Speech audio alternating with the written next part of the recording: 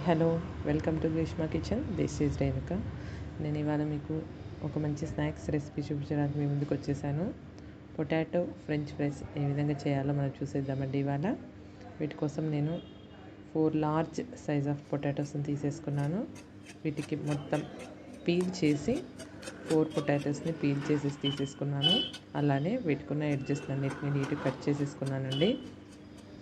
French fries మంచి ముక్కల్లాగా cut చేసేసుకోవాలి, పొడిగాటి ముక్కల్లాగా. వాటి కోసం నీట్గా రావడం కోసం నేను మొత్తం ఎడ్జెస్ని రిమూవ్ చేసి క్యూబ్స్ లాగా తీసేసుకున్నానండి. వీటిని స్క్వేర్ షేప్లో కట్ చేసేసుకునేసి వీటిని మొత్తం నీట్గా స్లైసెస్ లాగా, పొడిగాటి స్లైసెస్ లాగా మనం ఫ్రెంచ్ ఫ్రైస్కి ఏ విధంగా కట్ చేసుకుంటామో ఆ విధంగా కట్ చేసేసుకున్నాను. మొత్తం అన్నిటినీ తీసేసుకొని నేను క్యూబ్స్ లాగా ఉంటేనే ఈ ఫ్రెంచ్ ఫ్రైస్ షేప్ అన్నది నీట్గా వస్తుంది. అందుకన్నట్టు నేను ఇలా కట్ చేసుకున్నాను. ఎడ్జెస్ మొత్తం ఇలా తీసుకున్న మొత్తం వాటిని ఒక బౌల్లో వాటర్ వేసి అందులో వేసుకోవాలి. అలానే దానిలో ఒక టేబుల్ స్పూన్ క్రిస్టల్ సాల్ట్ అండి, అదే కల్లుప్పు అంటారు కదా, దానిలో ఉప్పును వేసేసుకునేసి కలిపేసి 5 minutes రెస్ట్ ఇవ్వండి.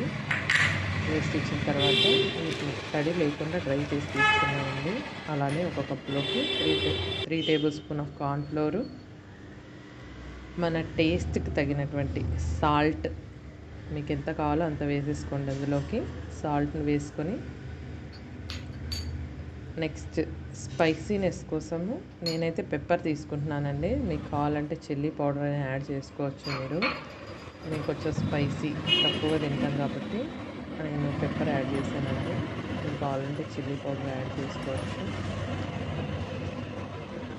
అలానే ఈ మూడింటిని మనం వేసుకున్నటువంటి కార్న్ఫ్లోరు, సాల్ట్, పెప్పర్ 3 కలిసే విధంగా కొద్దిగా వాటర్ వేసుకుంటూ మనం ఈ వేసుకున్న మూడింటిని నీట్గా కలిపేసుకోండి. ఫస్ట్ ఈ బ్యాటర్ అన్నది చాలా పల్చగా రావాలండి. బ్యాటర్ బాగా థిక్గా ఉందనుకోండి, మనకు ఫ్రైస్ ఉన్నది క్రిస్పీగా రావు, సాఫ్ట్గా వస్తాయి. ఈ బ్యాటర్ ఎంత పల్చగా ఉంటే అంత క్రిస్పీగా వస్తాయి అన్నమాట. వీటిని ఇలా కలిపేసుకోండి. కొద్దిగా వాటర్ యాడ్ చేసుకుంటూ ఉండలు లేకుండా మనం తీసుకున్నటువంటి ఈ బ్యాటర్ స్మూత్ కన్సిస్టెన్సీ వచ్చేలాగా కలుపుకోవాలండి.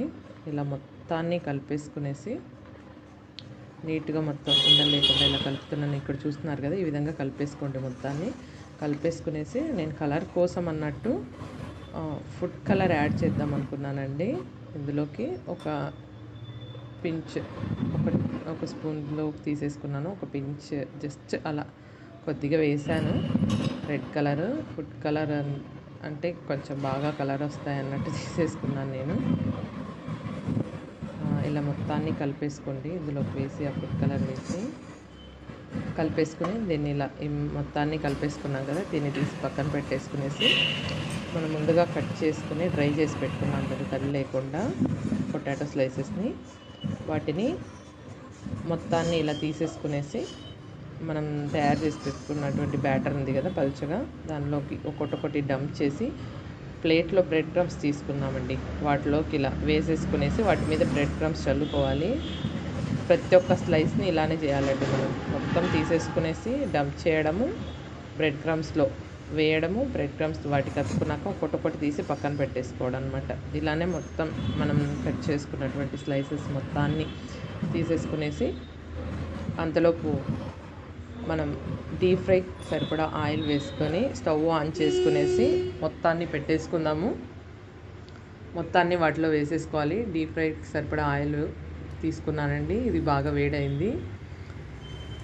మొత్తాన్ని ఒక్కొక్కటిగా, మొత్తం ఒకేసారి వేసేయకండి, ఒక్కొక్కటిగా తీసి వేసుకోండి. మనం ఈ ఫ్రెంచ్ ఫ్రైస్ తయారు చేయడానికి ఫ్లేమ్ అన్నది ఎప్పుడు మీడియం ఫ్లేమ్లోనే పెట్టేసుకోండి. ఎందుకంటే అవి మంచి క్రిస్పీగా మంచి కలర్లో రావాలంటే మీడియం ఫ్లేమ్లోనే ఉండాలి. స్టార్టింగ్ నుంచి ఎండింగ్ వరకు కూడా మీడియం ఫ్లేమ్లోనే పెట్టేసుకోవాలన్నమాట ఫ్లేమ్ అన్నది. అలా లేదు అంటే కానీ క్రిస్పీగా రావు, లేదంటే ఓవర్గా కుక్ అవ్వకపోవడము, లేదంటే అస్సలు కుక్ అవ్వకుండా సాఫ్ట్గా రావడం అవుతుంది. ఫ్లేమ్ మీడియంలో ఉంటే చూడండి ఇలా మంచి గోల్డెన్ బ్రౌన్ కలర్లోకి వచ్చేసాయండి. ఫ్లేమ్ ఎప్పుడు మీడియం ఫ్లేమ్లోకి పెట్టుకొని అడ్జస్ట్ చేసుకోండి.